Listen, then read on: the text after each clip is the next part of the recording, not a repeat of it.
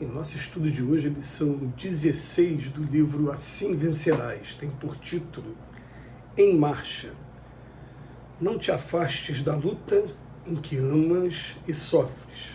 Amando é que aprendemos a valorizar quem serve. Chorando, descobrimos provações alheias. Cultura sem trabalho é só música escrita. Participa e coopera, o problema é caminho.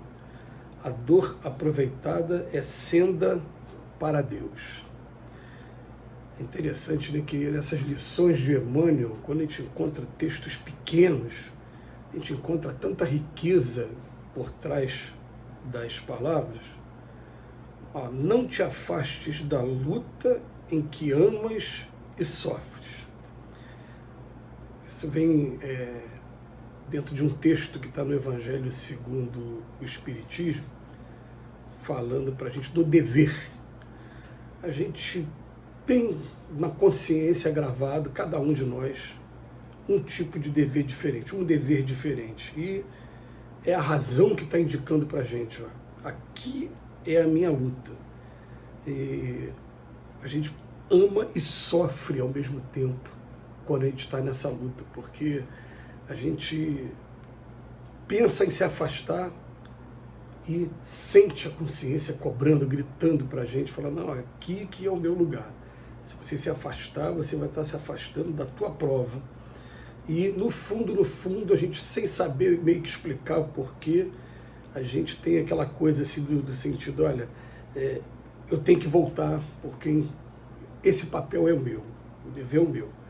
Aí vem amando é que aprendemos a valorizar quem serve. Porque quando você ama, você começa a renunciar. E quando você renuncia, daqui a pouco você começa a pensar também quais foram as pessoas que renunciaram para que eu estivesse aqui.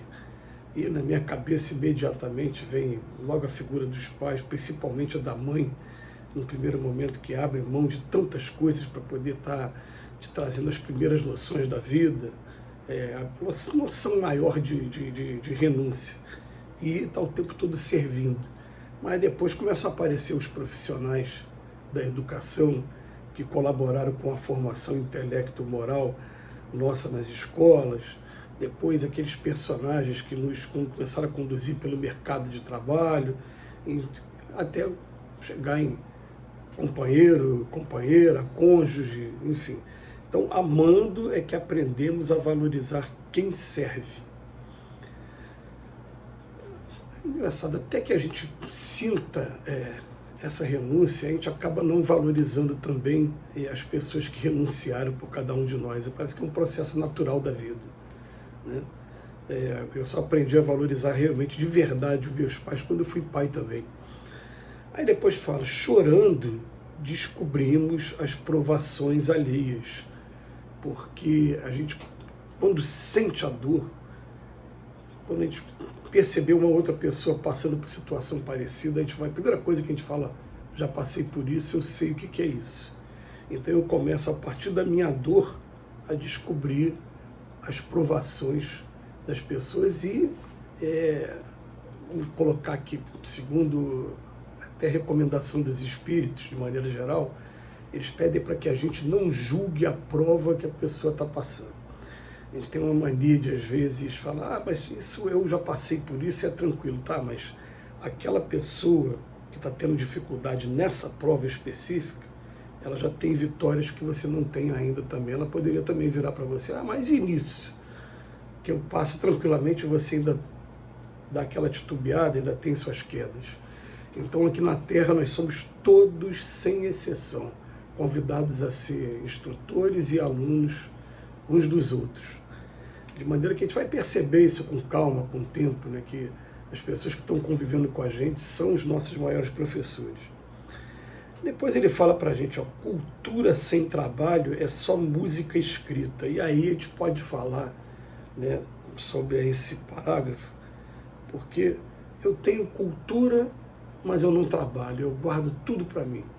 A gente conhece um monte de pessoas que têm muito talento, mas não consegue colocar aquele talento à disposição de ninguém, a utilidade do próximo de maneira alguma, né? Ainda tem uma dificuldade de a gente deve ficar pensando quais são os talentos que eu tenho que eu, de alguma maneira, não estou conseguindo colocar à disposição, não estou conseguindo desenvolver e posso cair naquela parábola da semeadura, né? Daquele que recebeu 5 talentos, a parábola dos talentos, aliás, recebeu 5 talentos e produziu.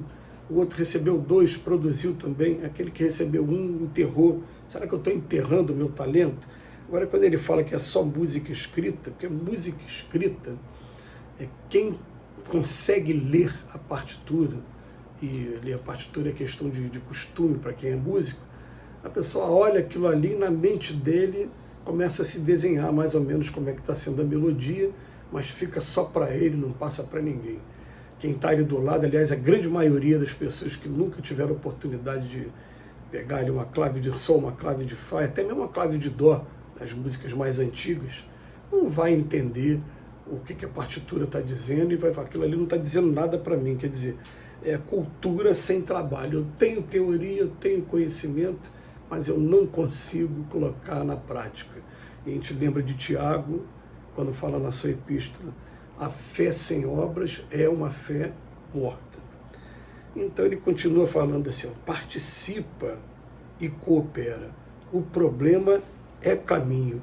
E isso a gente tem assim uma dificuldade de entender, mas a gente vai trazer uma afirmativa muito legal que a gente recebeu de um espírito, ele falando assim, ó, nós que estamos aqui do outro lado da vida, ajudando vocês que estão encarnados, a gente não está preocupado se vocês vão ou não resolver o problema. A gente está preocupado como vocês vão resolver o problema. Como assim? Porque tem um monte de gente que vai falar assim, eu resolvo tudo, mas resolve de maneira desonesta, resolve se comprometendo perante a lei de causa e efeito por estar magoando as pessoas. Enfim, tem maneiras de resolver o problema, mas que não são as maneiras mais adequadas. E a gente vai sendo testado nessa vida por problemas de longo prazo, de médio prazo e de curto prazo. Os problemas a longo prazo, então, são aqueles que testam mesmo para ver como é que é a paciência nossa, a resiliência, né? Você imagina, né? Olha esses grandes missionários aí que estão com a missão de regenerar o planeta. Não é um trabalho a curto nem a médio prazo, é um trabalho que leva aí alguns anos, algumas centenas de anos até. Mas tem que ter paciência para poder participar desse grupo. Então ele fala para a gente, ó, participa e coopera. E o problema é caminho, porque a gente vai também resolvendo e vai se habilitando cada vez mais a...